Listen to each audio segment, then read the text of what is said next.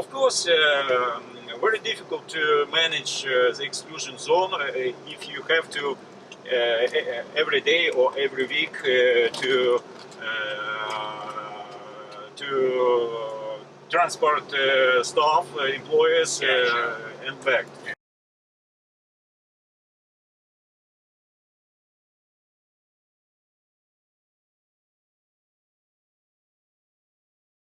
So if they stay here, it's much easier. But in order to stay here, you need plan, development, everything for regular families,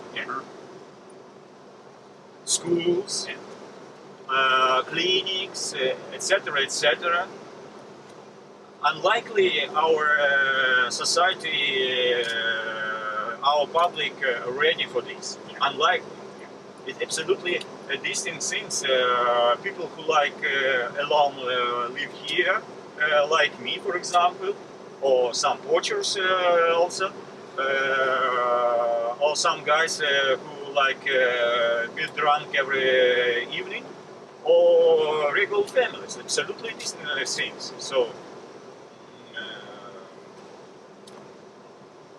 that is why I think absolutely unreasonable to open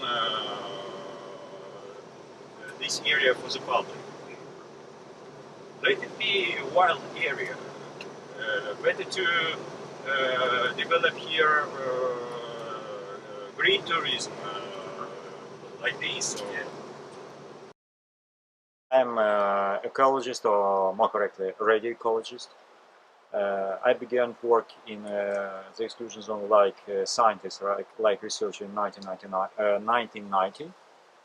But before I participated in activities related to liquidation consequences of the accident in 1986. So I was mobilized like Soviet officer of reserve there, and that time in summer of 1986 I clean up machines, cars close to power plant.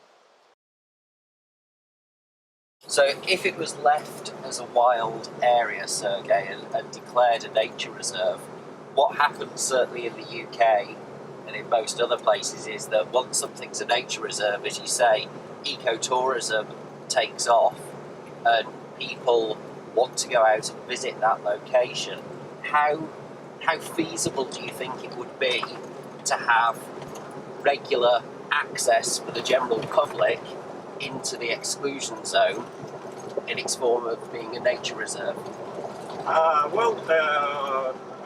I mentioned that status of biospheric reserve considers existence of several areas with different regimes of human presence. Yep. Unlikely possible to visit absolutely reserved areas. Mm-hmm. So even these areas, according to practice in former Soviet Union and Ukraine, have even restricted access for researchers. Yeah. But much more areas with absolutely feasible everyday access for public. So I do not see absolutely obstacles to develop special tours for those people who like to see exclusion zone from another side. My first professional career began in studies of agricultural animals. That time, after the accident, my older colleagues and my teachers already caught some cows which certain time were feral. Most of animals were removed from the exclusion zone. I mean domestic animals, pets and agriculture animals. However, some were abandoned. and roam at certain time around power plant. So they got, of course, high absorbed doses, they got some health issues, and once my old colleagues caught them, and it was beginning of our studies effects of radiation on animals, agricultural animals.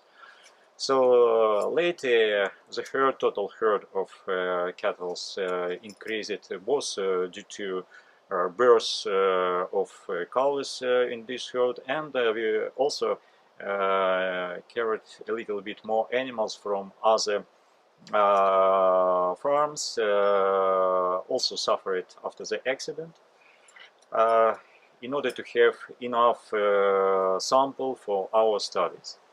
So, and we studied different issues, both contamination of products obtained in agriculture farms and effects of exposure to radiation, and how to use different countermeasures to get cleaner products from these animals. And my PhD thesis dedicated just countermeasures in agriculture activities. Well, later,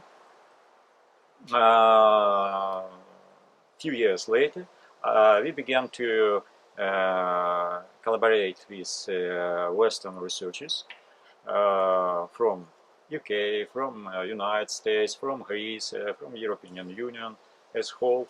And I gradually began to a little return back to my initial basic knowledge to wildlife.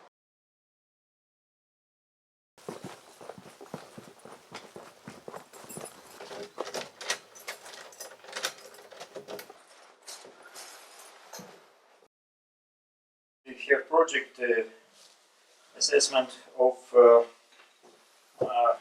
radioactive burials, and a lot of materials were buried after the accident without any preliminary assessment of radioactivity, so nobody knows exactly what inside. Then I began to work with Americans, and we studied a lot of mice, different small mammals. They already, partners, they arrived like researchers of genetic of wild population exposed to radiation, and they studied different effects in local populations.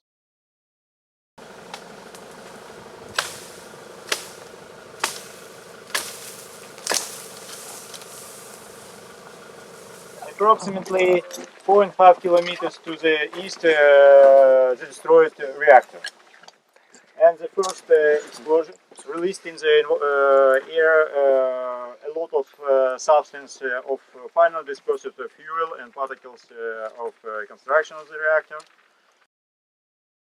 Also, independently of anybody, I undertook some studies of birds population, just to describe diversity, species diversity on some areas, in particular in Pripyat town, and also our life, our research life in our country did not allow us to do something something restricted, so something definite. We all time had to change field of expertise in order to survive. So we were likely assistance, first of all, local assistance in studies of researchers from different countries. So that is why I had deal both with genetic, with contamination of ecosystem and how radionuclides transfer from different compartments in ecosystem. We studied metabolism of radionuclides in small mammals, contamination of small birds, also urban radiology and ecology, generic ecology of the Pripyat town and other areas which somehow use it before or during or after the accident in the exclusion zone. Pine trees were sensitive to this radioactivity, and here there was used to be a pine forest. If you look at behind the bars, you can see pine forest. Over years, 28 years, all these trees, branches, trunks decompose. So you will see very few remains of these trees on the soil, sandy soil. Red forest absolutely inhabited by animals, absolutely inhabited. In my recent research career during last 10 years, a lot of time I spent for wildlife studies. I study first of all diversity, distribution of animals, what changes in species composition and distribution in the exclusion zone, and some environmental point.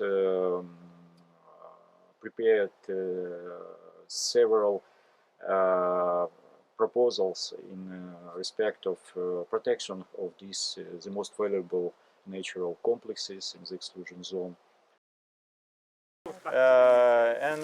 You can meet there both small mammals and big mammals and birds. There are several birds which breed directly on the ground. Another point, how healthy that living in the red forest. Absolutely another point. And studies exhibited that there are evident signs, evidences of stress from this radiation. But they inhabited that forest because they don't know about radiation. Absolutely. And the last activity, governmental activity to establish reserve here in the exclusion zone in origin has also my proposals, my data, my information. So this overall description of my activity, research activity.